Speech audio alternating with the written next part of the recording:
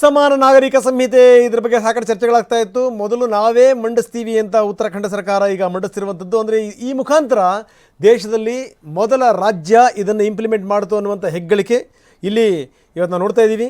ನಾಗರಿಕ ಸಂಹಿತೆ ಜಾರಿಗೆ ಯಾವ್ಯಾವ ರೀತಿಯ ಸಿದ್ಧತೆಗಳಾಗಿದೆ, ಪ್ಲಾನ್ಗಳಾಗಿದೆ ಅನ್ನುವಂಥದ್ದು ಸದನದ ದೃಶ್ಯಾವಳಿಗಳನ್ನು ತೋರಿಸ್ತಾ ಇದ್ದೀವಿ. ಜೈ ಶ್ರೀರಾಮ್ ಘೋಷಣೆಗಳು ಮೊಳಗಿದ್ವು. ವಿಧಾನಸಭೆಯಲ್ಲಿ CM ಪುಷ್ಕರ್ ಸಿಂಗ್ ಧಾಮಿ ಮಸೂದೆಯನ್ನು ಮಂಡಿಸಿದರು. ಈ ಮುಖಾಂತರ ಎಲ್ಲ ಜಾತಿ ಧರ್ಮದ ಜನರಿಗೂ ಕೂಡ ಒಂದೇ ಕಾನೂನು ಜಾರಿ ಆಯಿತು. ದೇಶದಲ್ಲಿ ಮೊದಲ ಬಾರಿ ಕಾನೂನನ್ನು ಜಾರಿ ಮಾಡಿದಂಥ ಹೆಗ್ಗಳಿಕೆ ಈ ರಾಜ್ಯಕ್ಕೆ.